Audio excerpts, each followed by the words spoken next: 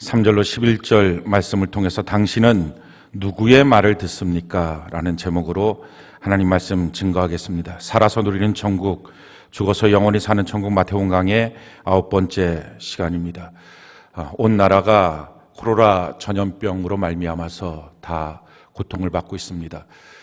우리가 이럴 때에 믿는 성도들이 하나님께 나와 진심으로 기도해야 합니다.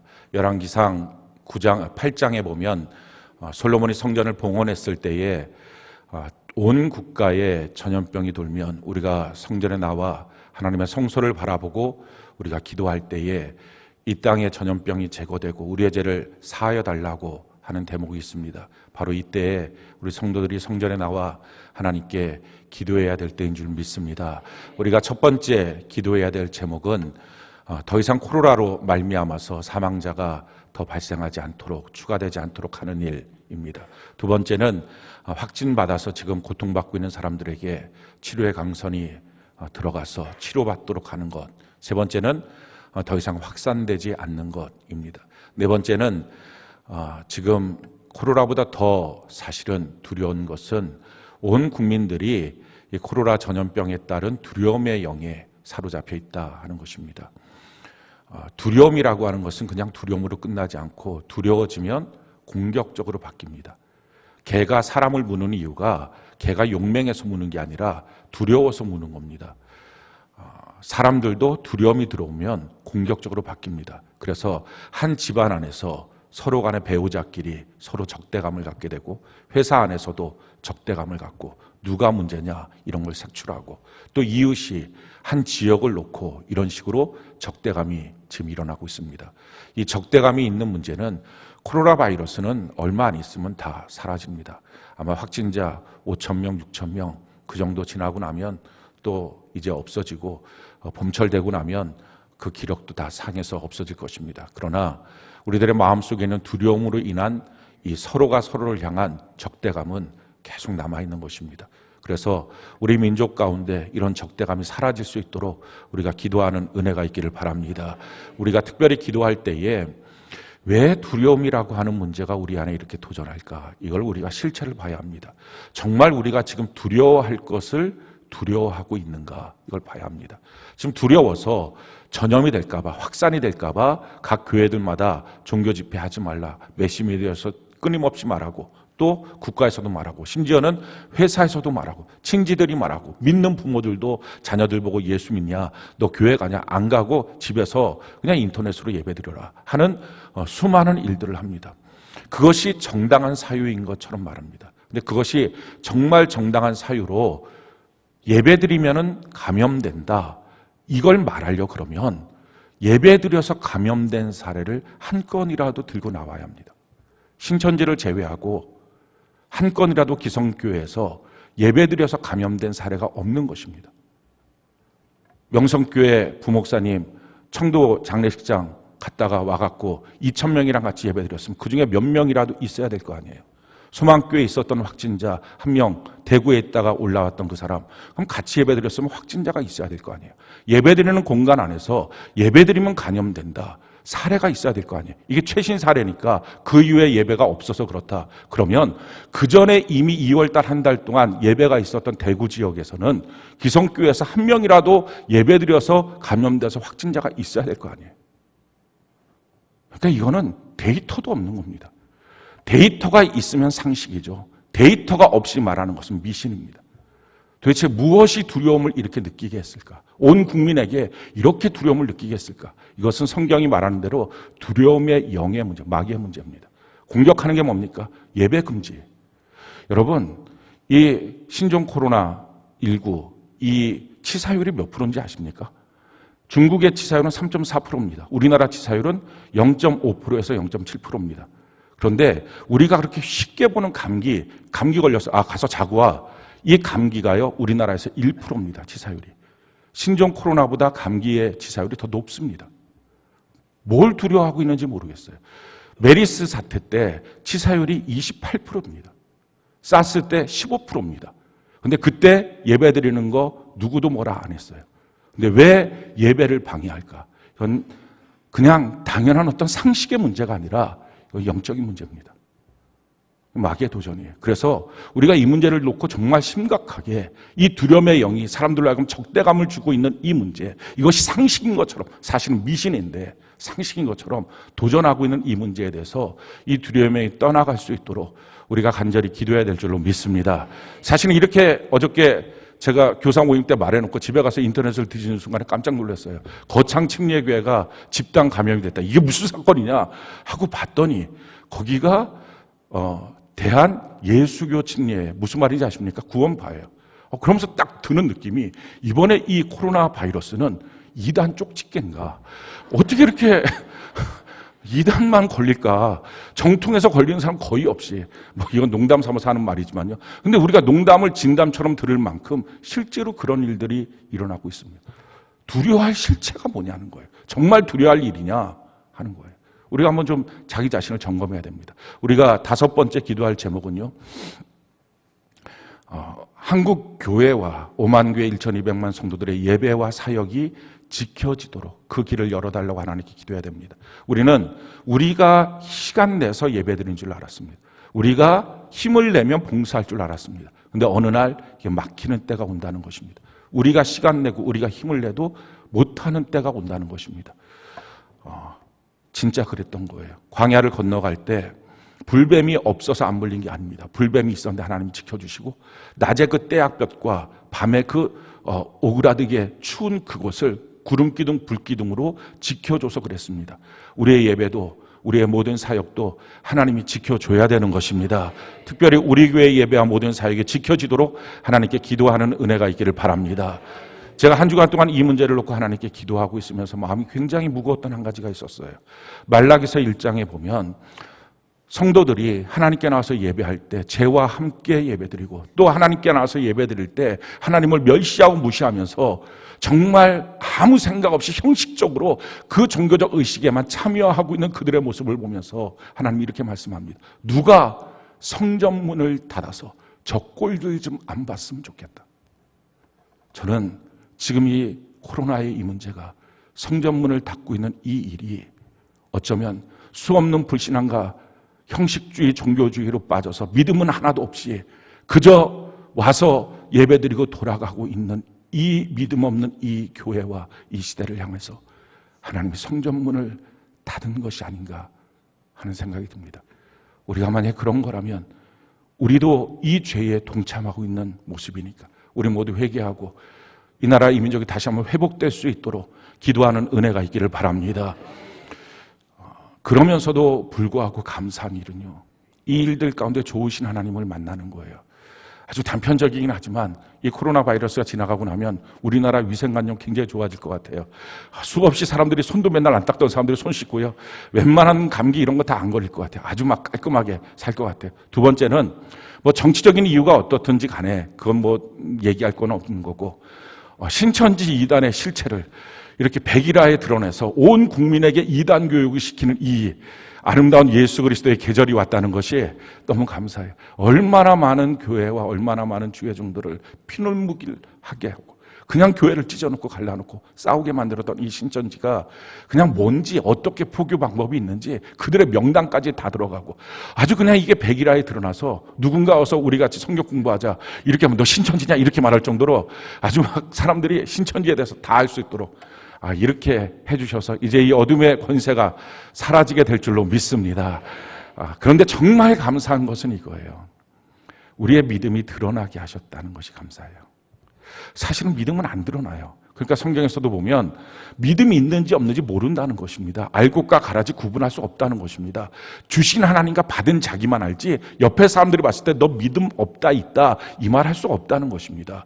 왜냐하면 믿음은 안 드러나서 그래. 똑같이 예배드리러 나오고 똑같이 봉사하고 있는데 누가 믿음 있고 누가 믿음 없다 이걸 누가 말하겠어요? 말할 수가 없는 거예요. 그러니까 다 사실은 믿음이 안 드러나는 것입니다. 그래서 어떻게 보면 불행해요. 자기도 모르게 자기가 믿음이 있다고 착각하는 수가 있어요. 그래서 어느 날 주님 앞에 섰을 때 내가 교회에서 선지자 노릇도 하고 귀신도 쫓아내고 능력도 행했습니다. 예수님이 내가 널 도무지 알지 못하겠다. 이런 사태들이 일어날 수도 있다는 것입니다. 왜냐하면 중간에 우리의 믿음이 드러나지 않으니까 다 속아서 그렇습니다. 근데 너무 놀라운 사실은요, 기독교 역사 속에 이 숨어있던, 사람들의 마음속에 숨어있던 믿음이 드러났던 사건들이 있었습니다. 그게 초대교회예요. 초대교회는 자기의 믿음을 숨길 수가 없었어요. 예수 믿느냐 안 믿느냐 그건 명확했던 거예요. 그래서 예수 믿으면 핍박도 있고 박해도 있었어요. 직장에선 쫓겨나고요. 세금 내는 거 거기 국민들은 다 10%인데 자기는 90% 세금 내고 사업장 다 뺏기고요. 먹고 살 길이 없는 거예요. 자녀들 학교도 못 가고요. 그것뿐입니까? 끌려가고서 고문당하고 사자한테 뜯어먹히고 화형당하고 십자가형에 못 박혀 죽게 되고 이런 핍박들이 있었던 것입니다. 그러니까 이 핍박들 가운데 너 예수 믿니? 저 예수 안 믿어요. 그랬던 사람들이 다시 돌이킬 수 없다. 이게 히브리서 6장에 있는 말씀입니다. 한번 하나님 앞에 비침을 받고 나서 주님을 떠나고 배신하고 배교했던 사람은 다시 주 앞에 돌아올 수 없다. 그 말씀은 바로 이런 배경 속에서 나온 말씀입니다. 자기의 믿음이 다 드러나는 사건이었어요. 그러니까 고마운 때죠. 자기 믿음이 어떤지를 알고 고칠 수 있으니까. 우리나라에서도 자기 믿음이 드러났던 사건이 있습니다. 그게 신사참배예요.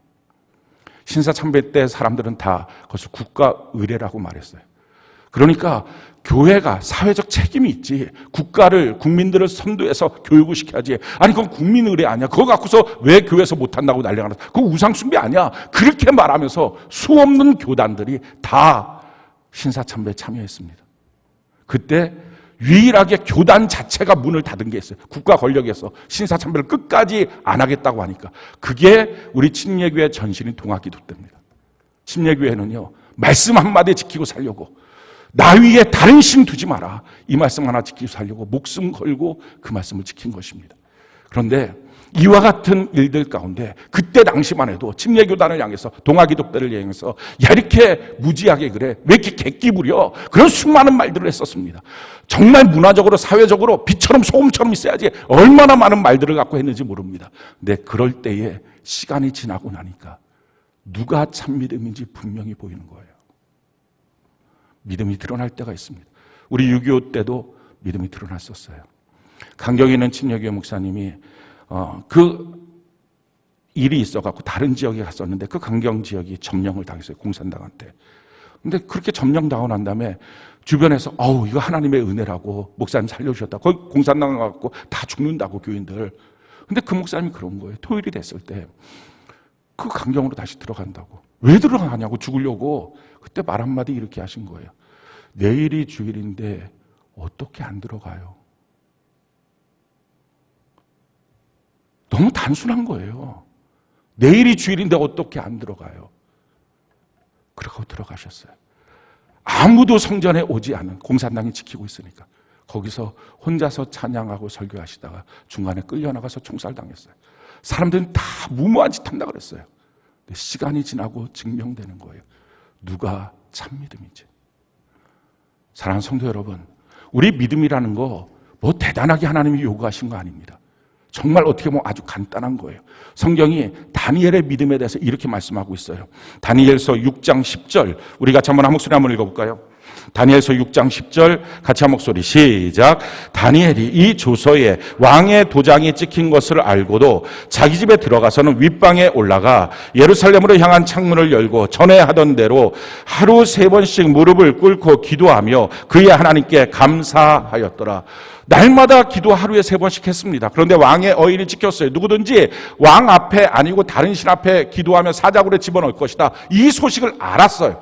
알고도 전에 하던 그대로. 그게 믿음이에요. 별게 다 와도, 어떤 환난 핍박 별게 다 몰려와도 전에 하던 그대로. 예배 드렸으면 예배 드리고, 기도했으면 기도하고, 전도했으면 전도하고, 봉사했으면 봉사하고. 이게 신앙이지. 환경 몰려온다고 환경 때문에 신앙 포기하고, 이런저런 일들 때문에 신앙 포기하면 그게 무슨 믿음입니까? 환경만도 못한 믿음. 직장에서 돈 주는 거 이거 받으려고, 그래서 직장 앞에 잘리지 않으려고 벌벌 떨며 하나님을 향하여 두려움이 상실된 상태. 세상을 향하여 두려워하다 보니까 하나님을 향하여 두려움이 상실된 상태입니다. 그게 어떻게 믿음이에요? 우리 믿음은 다 드러내시고 있는 것입니다. 근데 너무 감사한 것은요, 믿음이 드러났을 때 이제 우리가 고치면 됩니다. 하나님, 내가 이런 부분에 이렇게 약했어요. 이런 문제 가운데 내가 이렇게 환경 앞에 좌절하고 넘어지고 쓰러지고 있습니다. 나에게 하나님의 믿음을 허락하여 주시옵소서. 이 믿음 갖고 나갈 때 우리가 마지막 날 주님 앞에 섰을 때 내가 너를 잘 알고 있다, 칭찬받는 우리 모두가 되는 은혜가 있게 될 줄로 믿습니다. 그래서 감사한 거예요. 우리 중에 단 한 명도 그날에 황당하게 지옥 가는 사람 없도록 하려고. 드러나지 않으면 모르는데 지금 이때 드러나게 하시니, 내 믿음의 실체가 보이니 우리 고쳐서 주님 그 천국문에 합당한 믿음으로 만들어서 우리 다 같이 천국 들어가는 은혜가 있기를 바랍니다. 사랑하는 성도 여러분, 초대교회 성도들은요, 그 믿음 지키려고 직장도 사업장도 생명도 버렸어요. 신사참배 때 마찬가지로 그런 일들을 했습니다. 또 마찬가지로 6.25 때도 그랬습니다. 만약에 이 파주 지역 북한하고 가까운데 공산당이 왔고 총 들고 있어요. 주일날 예배 오면 내가 다 총 쏴버리겠다 라고 한다면, 그러면 누가 와서 예배 드릴까요? 근데 그때도 전에 하던 그대로 예배 드렸으니 주일날 예배 드려야죠. 지금 이 지역에 있는 큰 교회들 오늘 예배 안 드리더라고요. 뭐 광성교회, 한소망교회, 베델교회 다 안 드리더라고요. 오 목사는 왜 예배 드려? 물어보더라고요. 그랬어요. 주일이니까 전에 하던 그대로 하나님 앞에 예배해야지. 저는 이번 한 주간을요, 기도하면서 아침에 큐티할 때 막 어떻게 올라올 수 있는 이 막 복받침이 있었어요. 각 교회마다 성전문을 닫고 예배드리지 않는다는 말을 들으면서 이해도 되고, 한편으로는 뭐 우리 교회처럼 뭐 숫자가 적은 것도 아니고 몇만 명 되니까 그럴 수도 있겠지. 차라리 이럴 때는 숫자가 적은 것도 감사하고 뭐 감사할 게 너무 많은 거예요. 그런데 이렇게 하고 있을 때 너무 가슴이 아팠던 건 이거예요. 다 모든 성전이 예배 드리려고 지은 집 아닙니까? 하나님의 집이라고, 성전이라고, 예배당이라고 만들어 놓은 거잖아요. 그리고 주일이에요. 주님이 말씀하신 거죠. 주일날은 내 날이야. 사사로이 너희 마음대로 행하지 마 라고 하신 그 말씀 그대로 성전에 주님은 오셨을 텐데, 예수의 피로 그 생명을 주어서 구원한 성도들이 한 명도 오지 않는 성전에서 홀로 계실 하나님, 그분을 생각하니까 마음이 너무 무거운 거예요. 너무 아픈 거예요. 평상시에 죄도 짓고 흠도 많고 연약해서 주에 가서 못질 너무 많이 했지만 이번만큼은 주님 그렇게 아프게 할 수 없어요. 그래서 하나님, 뭐가 있어도 전에 하던 그대로 예배 드리겠습니다 하고 주 앞에 나온 거예요. 우리 하나님을 예배하는 은혜가 있기를 바랍니다. 어떤 사람들은 무슨 믿음이 그래, 그냥 그런 거 안 해도 내가 주님 믿고 있으면 믿음이 있는 거지 라고 말하고 싶은 분들도 있을지 몰라요. 꼭 그렇게 보여줘야 돼? 그냥 믿음이 있는 거지 뭐. 근데 성경은 우리에게 오늘 이렇게 말하고 있어요. 야고보서 2장 17절, 22절, 26절 우리가 한번 한 목소리 한번 읽어볼까요? 시작. 이와 같이 행함이 없는 믿음은 그 자체가 죽은 것이라 내가 보거니와 믿음이 그의 행함과 함께 일하고 행함으로 믿음이 온전하게 되었느니라. 영혼 없는 몸이 죽은 것 같이 행함이 없는 믿음은 죽은 것이니라. 우리가 하나님을 예배하는 주의 거룩한 백성 되는 은혜가 넘치길 바랍니다. 우리가 이 믿음으로 올 한 해를 사는 것입니다. 이 믿음 어떻게 우리가 받았습니까? 너무 놀라운 것은요, 우리 같은 사람에게 하나님이 말씀하시고 그 말씀이 우리에게 들려지고 그 말씀이 믿어져서, 그래서 우리가 예수 믿고 구원받은 거예요. 예수 믿고 구원받은 사건을 이렇게 말씀하죠. 요한복음 5장 24절 우리가 한번 한 목소리 읽어볼까요? 시작.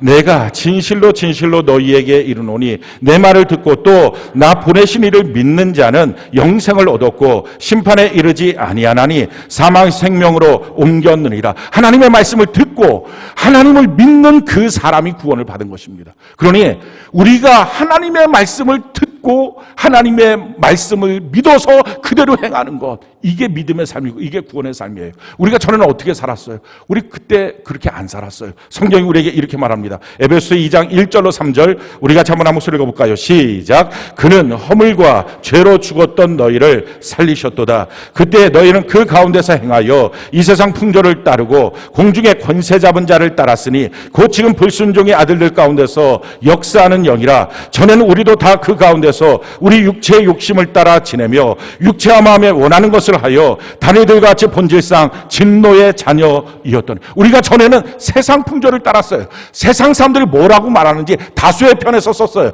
내 주변에 있는 사람들, 나에게 좀 더 영향력이 있는 사람들, 이런 사람들의 말을 따르고 살았어요. 근데 사실 알고 봤더니 그 세상 풍조가 불순종의 악한 영들이었다, 악한 마귀의 놀림이었다는 거예요. 거기서 우리는 내 마음과 내 육체가 원하는 대로 살았어요. 근데 웬 사랑과 웬 은혜인지 이런 우리에게 어느 날 하나님의 말씀이 들려지고 믿어져서 구원받게 된 거예요. 그래서 이제는 그 믿음으로 살게 된 거예요. 그럼 이제 우리가 어떻게 살아야 합니까? 시편 1편 1절로 4절 우리 같이 한번 한 목소리 한번 읽어볼까요? 시작.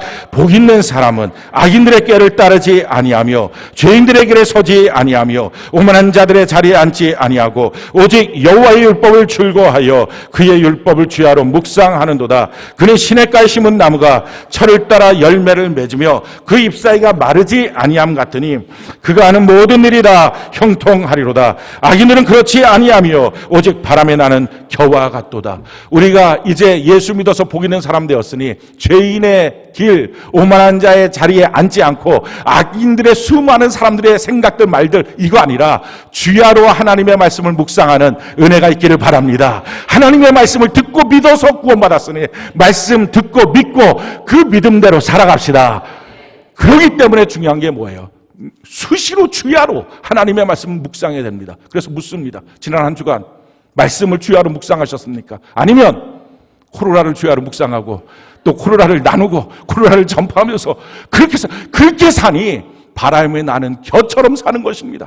끊임없이 두려움으로, 왜 두려움에 떨고 있는 이유도 모르는 채, 그것이 과학적 근거가 있는 것인지도 모르는 채 두려움에 빠져서 그렇게 인생을 살고 있는 것입니다. 사랑하는 성도 여러분, 이제 우리가 코드를 바꾸어서 하나님의 말씀을 주야로 묵상하는 은혜가 있기를 바랍니다. 오늘 말씀은요, 예수님께서 마귀에게 시험을 받은 내용입니다.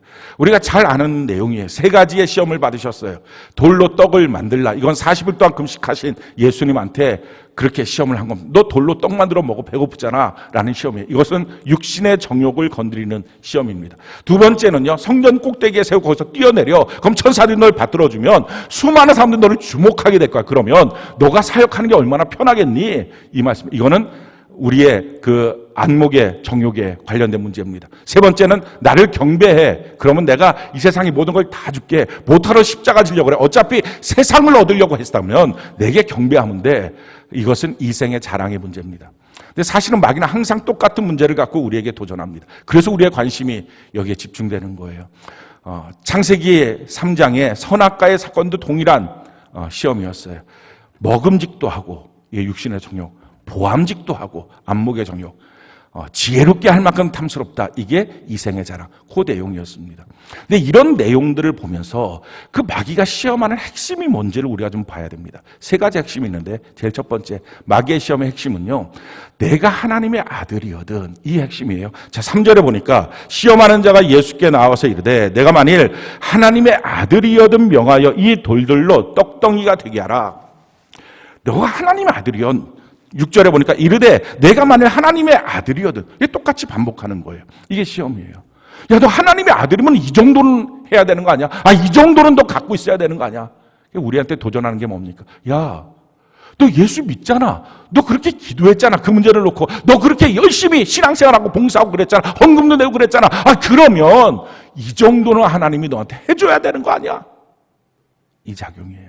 그래서 어느 날 본전 생각이 나요.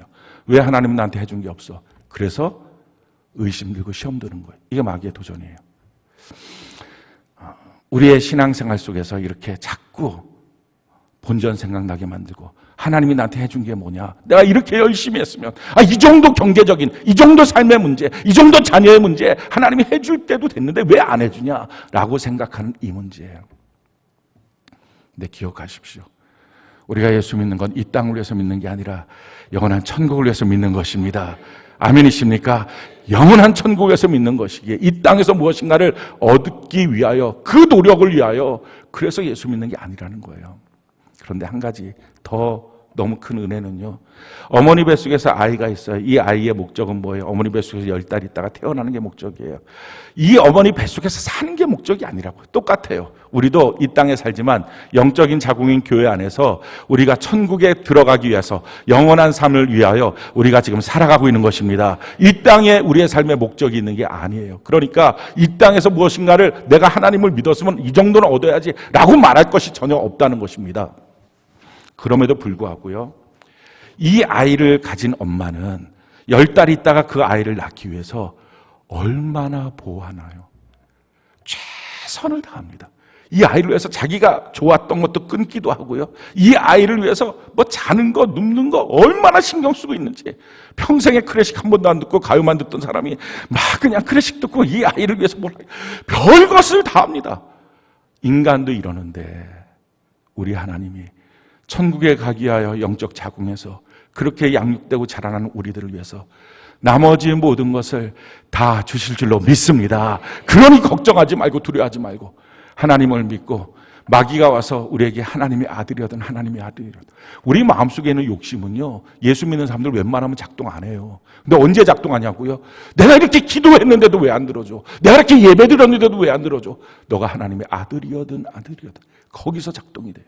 마귀가 내 욕심을 건드릴 때, 아니야, 난 영원한 천국을 위하여 예수 믿는 거야. 하나님의 나라를 구할 때 나머지 모든 것을 하나님은 더하여 주실 거야. 이 믿음을 갖고 승리하는 은혜가 있기를 바랍니다. 두 번째 마귀의 시험의 핵심은요, 말씀 전쟁이에요.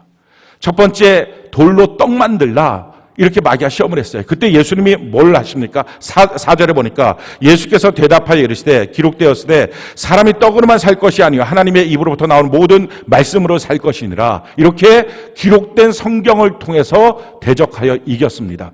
자기 생각 갖고 마귀 이기면 안 됩니다. 기록된 성경으로 이겨야 됩니다. 그런데 문제는 그 다음번에 예수님을 성경 꼭대기에 세워놓고 마귀도 성경을 인용하더라 하는 것입니다. 6절에 보니까 이르되 내가 만일 하나님의 아들이어도 뛰어내리라 기록되었으되 그가 너를 위하여 그의 사자들을 명하시리니 그들이 손으로 너를 받들어 발에 돌에 부딪히지 않게 하리로라. 이단도 똑같이 성경 인용해서 유혹하고 미혹합니다. 그러니까 성경을 인용한다고 다 정상이 아니라는 것입니다. 그럼 성경 인용하는데 핵심이 뭐예요? 성경은 다른 사람들을 향해서 뭔가 책망하고 주기 위해서 하는 게 아니라, 요구하기 위해서 성경이 있는 게 아니라 하나님의 말씀을 듣고 읽고 내가 순종하기 위해서 읽는 것입니다. 내가 순종하기 위해서 그 말씀을 듣는 것입니다. 그러니까 중요한 게 뭐예요? 우리가 간혹 가다가 잘못 적용하는 것, 이게 바로 말씀 전쟁인데, 아내들아 너희 남편에게 복종하라, 이거 누가 읽어야 되는 말씀이에요? 아내들이 읽어야 되는데 이걸 남편들이 공연하게 읽고 난 다음에 아내들 잡아놓고 이게 성경인데 너 할 거냐 안 할 거냐, 또 그렇게 가고 나면 이 아내가 남편들아 이러면서 또 얘기하고, 이게 지금 남편이 읽어야 돼.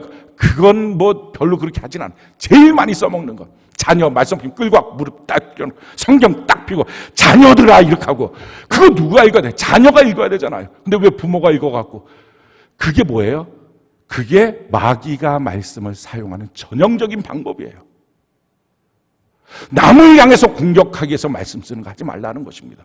그러니까 어떻게 해야 돼요? 예배 드린다. 그럼 무슨 말씀이 있어야 돼요? 예배에 대한 말씀이 있어야 되죠. 근데 예배에 대한 말씀이 아니라, 왜 요즘에 신종 코로나 이 문제 때문에 예배 안 드리면 좋겠다고 하면서 비처럼 솜처럼, 아니 예배면 예배에 대한 말씀이 적용돼야지, 왜 우리의 사회적인 삶에 대한 말씀을 적용해서, 그게 말씀 전쟁이에요. 기도면 기도에 대한 말씀이 적용돼야 되고, 전도면 전도에 대한 말씀이 적용돼야 되지. 왜 기도에 대한 말씀에 덕을 세우라 이런 엉뚱한 것들을 적용시키냐고. 그러니까 이게 다 말씀 전쟁입니다. 하나님의 말씀 내가 순종하도록 적용하는 은혜가 있기를 바랍니다. 세 번째, 지금 이 마귀가 도전하고 있는 게 뭐예요? 누구에게 경배할 것이냐 하는 이 문제예요. 8절 9절 우리 같이 한번 읽어볼까요? 마태복음 4장 8절 9절 우리 같이 한 목소리 시작. 마귀가 또 그를 데리고 지극히 높은 산으로 가서 천하 만국과 그 영광을 보여 이르되 만일 내게 엎드려 경배하면 이 모든 것을 내게 주리라. 그러니까 누구를 경배할 것이냐의 싸움입니다. 내가 누구를 향해서 경배할 것이냐, 하나님을 경배할 것이냐, 아니면 나한테 잘만 해준다면 마귀도 경배할 수 있느냐? 이 세상의 모든 것을 내가 원하는 것들을 주기만 한다면 내가 누구한테 가서든지 난 경배할 수 있다. 그 신앙이냐? 복받기 위한 신앙이냐? 아니면 하나님을 사랑함으로 섬기는 신앙이냐? 결정해야 합니다. 예수 믿고 복받는 게 아니고요, 예수 믿는 게 이미 복받은 것입니다. 그러니 변질함 없이 믿음으로 사시길 바랍니다. 그렇다면 이 싸움에 대해서 예수님은 어떻게 이기셨습니까? 두 가지로 이겼어요. 첫 번째는요, 할 수 있느냐 없느냐의 문제가 아니라 누구 말을 듣고 있느냐의 문제였어요. 지금 마귀가 와서 뭐라고 말합니까? 야, 배고프니까 돌로 떡 만들어. 어떻게 보면 굉장히 설득력 있는 말입니다. 돌로 떡 만들어. 너 이거 만들 수 있잖아. 너 못 만드니? 야, 성전 꼭대기에서 뛰어내려봐. 너 이거 못하니? 하냐 못하냐? 이걸로 도전하는 거예요. 왜 못해요? 하기는. 돌로 떡이 아니라 하나님은요, 흙으로 사람을 만드신 분이에요. 그걸 왜 못해요? 뭐 물질적인 문제예요? 하나님이 그걸 왜 못해요? 성경이 우리에게 이렇게 말씀하시잖아요. 역대상 29장 11절로 12절 우리가 한번 한 목소리 한번 읽어볼까요? 시작.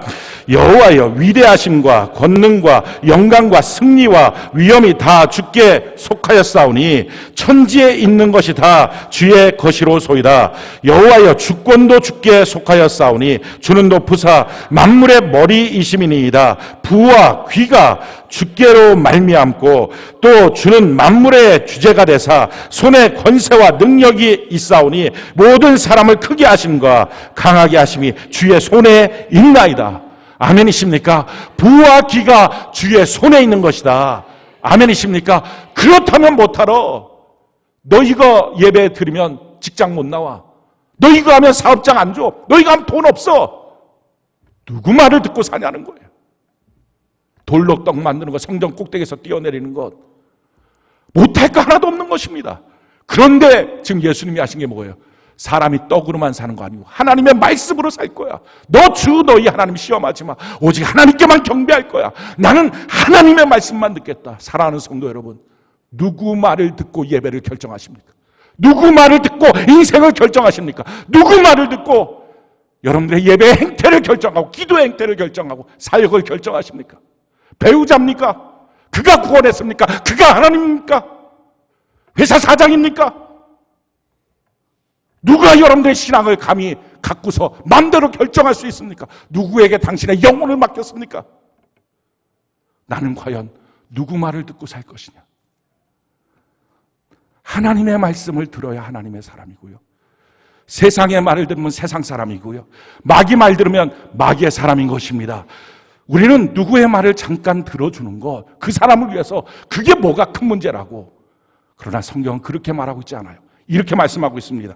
로마서 6장 16절 우리가 한번 한 목소리 한번 읽어볼까요? 시작. 너희 자신을 종으로 내주어 누구에게 순종하든지 그 순종함을 받는 자의 종이 되는 줄을 너희가 알지 못하느냐? 혹은 죄의 종으로 사망에 이르고 혹은 순종의 종으로 의에 이르느니라. 내가 하나님의 말씀을 듣고 내가 살고 있느냐? 내가 하나님의 말씀대로 순종하고 사느냐? 아니면 사람 말 듣고 세상 말 듣고 누구 말을 듣고 사느냐? 우리가 전에는 다 세상 풍조대로 살았어요. 그게 구원받지 못한 저주스러운 상태였습니다. 거기서 구원해서 하나님의 말씀을 듣게 했습니다. 그런데 다시 또 타락하여 사람 말 듣고 사시겠습니까? 사랑하는 성도 여러분, 예수 믿는 것을 성경은 우리에게 이렇게 말합니다. 요한복음 10장 27절로 28절 우리가 한번 한 목소리 한번 읽어볼까요? 시작. 내 양은 내 음성을 들으며 나는 그들을 알며 그들은 나를 따르느니라. 내가 그들에게 영생을 주노니 영원히 멸망하지 아니할 것이요 또 그들을 내 손에서 빼앗을 자가 없느니라. 내 양은, 주님의 양은 주의 음성을 듣는 것입니다. 하나님의 말씀만을 듣는 것입니다. 그럴 때 하나님이 뭐라고 말해요? 그럴 때 내가 너를 알고 있다는 것입니다. 마지막 때에 주님 앞에 섰을 때 내가 선지자 노릇했습니다. 내가 능력도 행하고 귀신도 쫓아냈습니다. 근데 주님이 말씀하세요. 내가 너를 도무지 알지 못했다. 이유가 뭡니까? 평상시의 예배는 세상 사람 말 듣고 평상시의 삶의 행태는 남편 말, 아내 말, 부모 말, 자녀 말 이런 거 듣고 살다가 교회에서 대충 봉사하고 교회에서 대충 능력 행한다고 기도를 하고 그러다가 주님 앞에 서면 너는 내 말을 들은 적이 없으니 내가 너를 도무지 알지 못하겠다. 우리의 믿음의 현주소를 점검해 봐야 합니다. 우리의 믿음이 드러났을 때 내 믿음이 과연 어떤 믿음인지. 누구 말 듣고 삽니까? 누구 말을 듣고 삽니까? 누구 말을 듣고 예배를 결정하고, 누구 말을 듣고 기도를 결정하고, 누구 말을 듣고 봉사를 결정하고, 누구 말을 듣고 예배의 모습과 행동을 결정하고 계십니까? 하나님의 백성이면 하나님의 말을 듣는 것입니다. 그럴 때 영원토록 하나님이 우리를 지켜주시는 것입니다. 멸망하지 않도록 만들어 주시는 것입니다. 내가 누구 말을 듣고 살 것이냐? 지금 긴박하기 때문에, 지금 어쩔 수 없이. 아니요. 할 수 있느냐 없느냐의 문제. 그걸 왜 못해요? 뭘 하는 걸 왜 다 못해요? 다 할 수 있어요. 주님 안에 자유로우니까. 그러나 나는 너의 말은 듣지 않겠다. 나는 하나님의 말씀만 듣겠다. 나는 사람의 말은 듣지 않겠다. 하나님의 말씀만은 듣겠다. 아멘이십니까? 이게 믿음이에요. 믿음이 병들지 않도록 주님이 내 믿음을 드러내고 점검하실 때 우리 믿음 바로 세워서 마귀를 이기는 은혜가 있기를 바랍니다. 또 한 가지, 예수님 무엇으로 이겼습니까? 먼저와 나중을 바꾸지 않으셨어요. 지금 당장 배고프니까 먹기부터 해야지. 사역은 나중이고, 지금 당장에 사람들의 주목을 끌어야 되니까 성전 꼭대기라도 뛰어내려야지. 지금 당장에 영광을 얻어야 되고 쓸 게 있으니까 그냥 누구한테 경배하든 잠깐 경배하고 회개하고 돌이키면 되잖아. 그렇게 안 했어요. 먼저 할 것, 나중에 할 것 분명히 따라 했어요. 하나님의 나라를 먼저 구하시기 바라요. 성경이 우리에게 이렇게 말합니다. 마태복음 6장 33절, 우리가 자만 한 목소리 한번 읽어볼까요? 시작.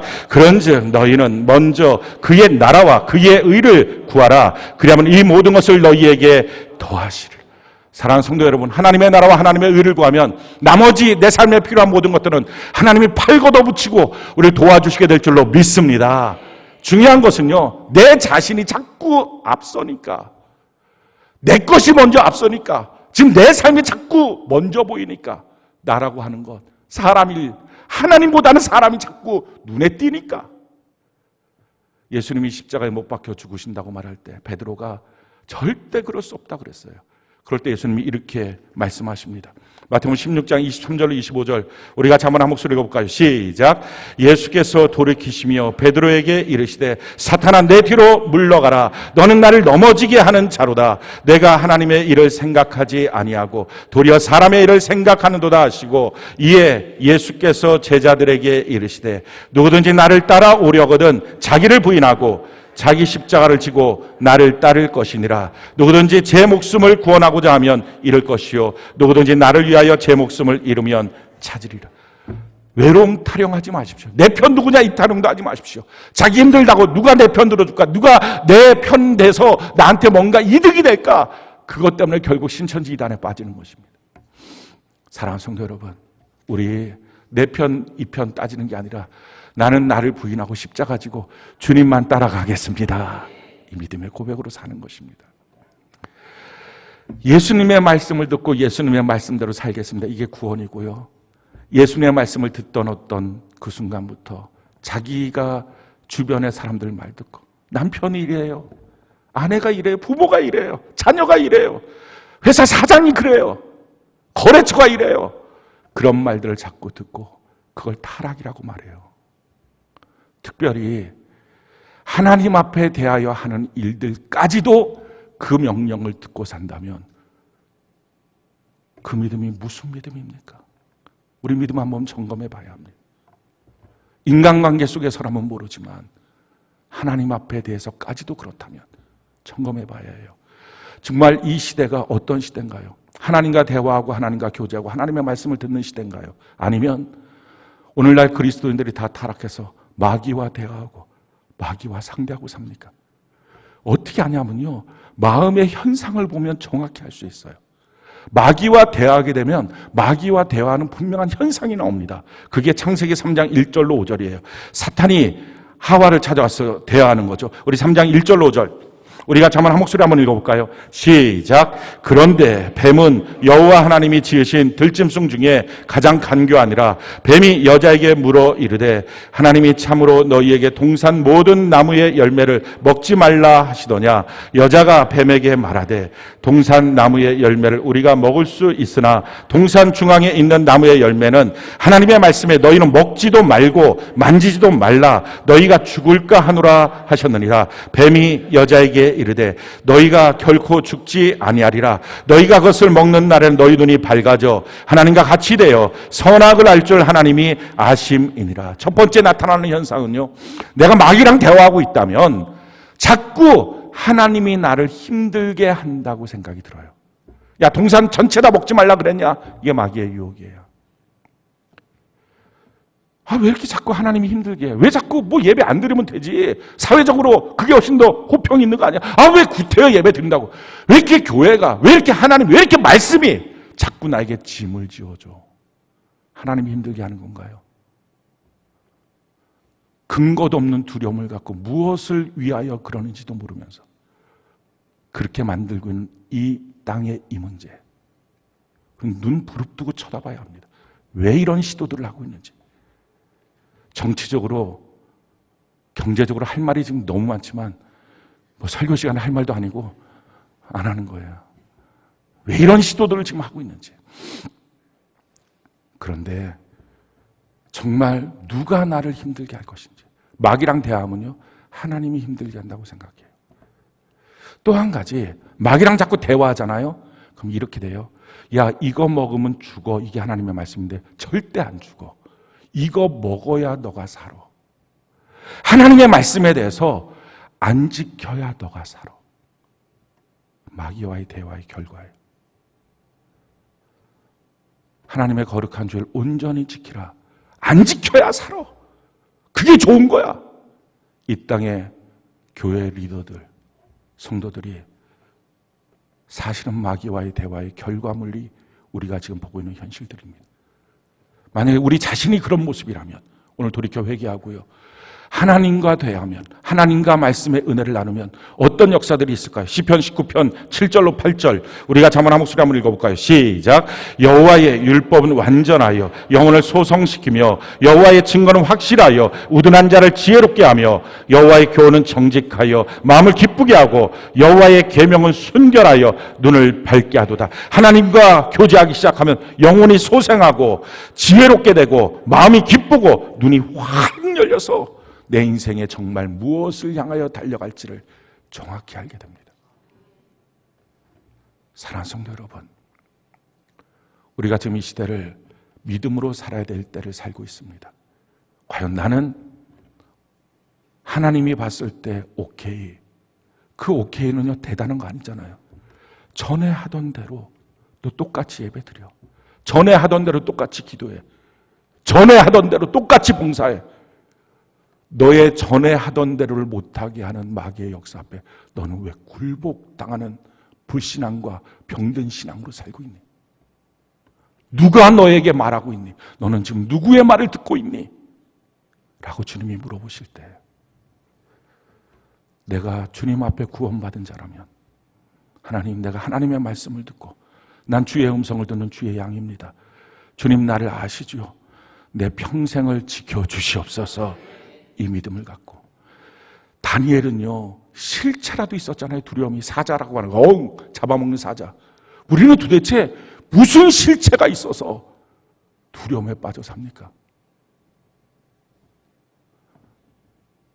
그러니 이 시대를 바라보면서 정말 하나님 앞에 제가 고통스럽고 송구한 것은,